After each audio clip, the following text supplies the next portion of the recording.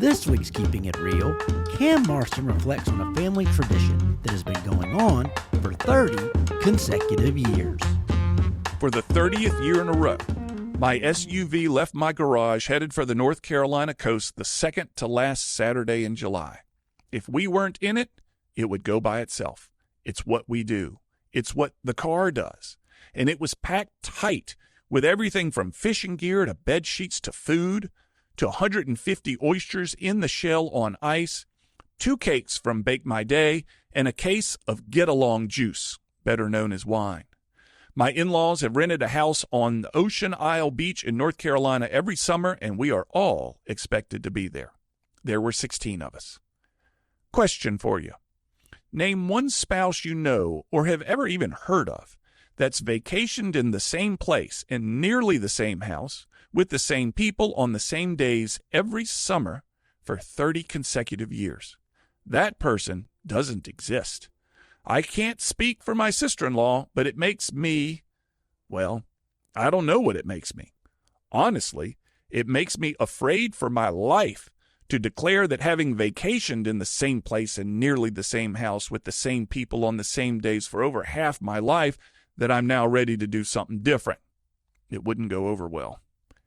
It's this week at the beach every year, plus a few weekends in the fall at my father's camp in Clark County, Alabama, that I'm reminded of the great disparity in penalties for loud noise in the nighttime versus loud noise in the morning. This does require some explanation. I go to bed early. After about 9 p.m., I'm useless and am eager to get to sleep and start again the next day. However, some of my family like to whoop it up at night, and at 9 p.m., they're just getting warmed up. They make lots of noise. They're having a ball. But little consideration is given to those of us that retire early. There's little penalty applied for keeping us from getting to sleep or waking us after we fall into sleep.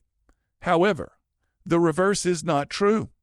I'm an early riser, and early risers must tiptoe through the house, careful not to make a sound, or else face the wrath of the late sleepers. They're being inconveniently awaked by the early risers' god-awful sounds of the unloading of the dishwasher or the brewing of the coffee are intolerable fouls against the family's 30-year-old tradition. I've come to live with it. It's a small price to pay. It's not a big deal. But there's some sort of economy that needs to be flushed out regarding penalties from preventing sleep versus penalties for awakening sleepers. Small penalties are applied for preventing sleep. Large penalties are applied for awakening sleepers. It's not fair, but we live with it. How long will this yearly tradition last? I don't know. My children have grown such that we now need 2 cars to make the 22-hour round trip. And if we decide to stop one year, we'll know when that weekend comes, because the SUV will go anyway. It's simply what it does. I'm Cam Marston, and I'm just trying to keep it real. To hear more commentaries, search for Keeping It Real with Cam Marston on your favorite podcast app or follow Cam Marston on social media.